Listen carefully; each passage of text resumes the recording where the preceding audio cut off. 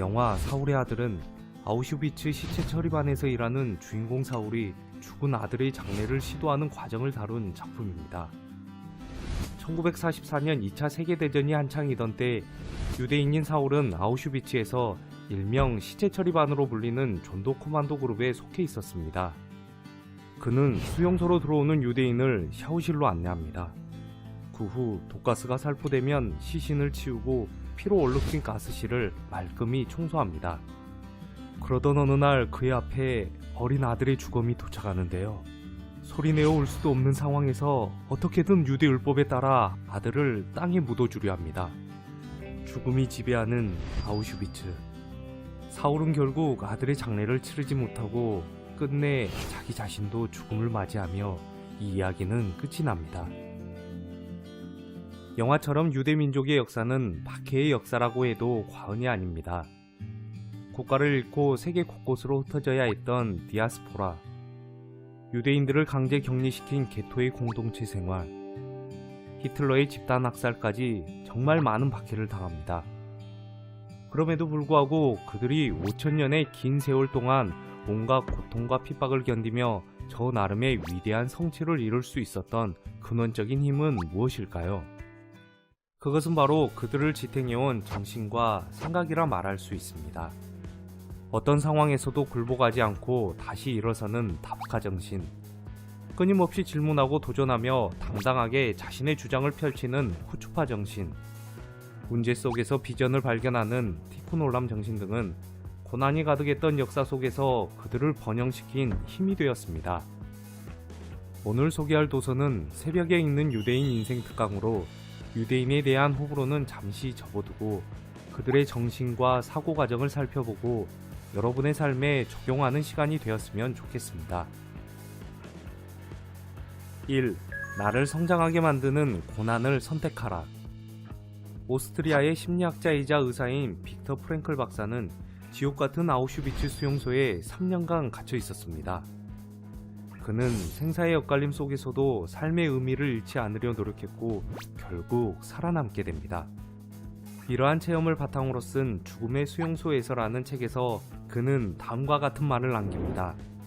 삶의 의미가 있다면 그것은 시련이 주는 의미이다. 시련은 운명과 죽음처럼 삶에 빼놓을 수 없는 한 부분이다. 시련과 죽음 없이 인간의 삶은 완성될 수 없다. 우리들은 이루고 싶은 것, 바라는 것을 말하면서도 변화와 성장이 없는 시간을 보내기만 합니다. 변화가 필요하다고 생각하지만 그저 똑같은 일상을 보내는 것을 선택합니다. 안타까운 것은 그 사실을 자기 자신도 알고 있다는 것입니다. 성장한다는 것, 변화한다는 것은 대가를 요구합니다. 그것은 바로 고난을 직면하고자 하는 자세, 아프고 쓰리지만 그것을 두려워하지 않고 고난에 맞서는 자세라고 할 수 있습니다. 당장의 고통이 싫은 사람들은 현실에 안주해버립니다. 의미 있는 고난을 기꺼이 감내하기 두려워합니다. 여러분들은 혹시 시련과 고난이 두려워 변화를 피하고 있진 않으신가요? 2. 태도의 차이. 결과를 구하면 하나를 얻지만 과정을 구하면 열을 얻는다. 유대 격언 중에 이런 말이 있습니다. 만약 천사가 눈앞에 나타나 토라의 모든 것을 가르쳐 준다 해도 나는 거절할 것이다. 배우는 과정은 결과보다 훨씬 중요하기 때문이다. 유대인들은 자신의 삶을 과정 그 자체라고 생각합니다. 그래서 이들은 고속도로와 같은 지름길이 아닌 구불구불하고 험난한 산길을 택합니다. 예컨대 게임에서 치트키를 써 순식간에 마지막 보스에 도달할 수 있습니다. 하지만 그렇게 하면 게임이 전혀 재미없다는 걸 알 수 있습니다. 삶도 마찬가지입니다. 엔딩만을 중요하게 여기기보다 힘들지만 플레이하는 그 과정 자체를 즐기는 건 어떨까요? 현대사회를 살아가는 사람들 대부분은 어떤 일을 할 때 오로지 결과에만 초점을 맞춥니다. 그 일이 바로 성과가 나오는지 효율성은 높은지 등을 찾아 일의 우선순위를 정합니다. 표면적으로 결과에 초점을 맞춘 사람들이 당장 더 많은 것들을 차지하는 것처럼 보이기도 합니다. 하지만 이들이 추구하는 많은 것들은 누군가의 희생으로 이루어진 결과물입니다. 살면서 진정한 성공을 원한다면 나를 둘러싼 사람들, 나아가 타인을 이롭게 하겠다는 인간애와 인간다움이 있어야 합니다. 이러한 태도의 차이는 결국 하나가 아닌 열을 얻게 되는 이치입니다.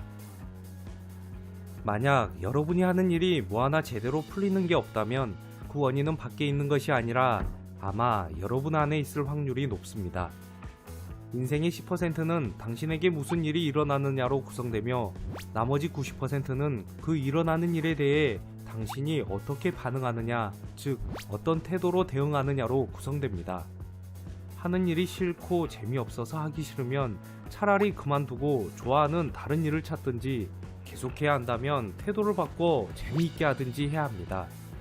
그래야 그 일에 쏟아넣는 노력과 시간이 낭비되지 않고 결실을 맺을 수 있습니다. 이처럼 인생을 살아가는 태도의 차이는 그 사람의 삶의 질을 결정하는 가장 큰 요인입니다. 3. 지식과 지혜를 소유하라. 돈과 명예는 잃기 쉽습니다. 차곡차곡 어렵게 모은 돈도 자신을 절제하지 못하고 마구 소비하면 순식간에 돈을 잃게 됩니다.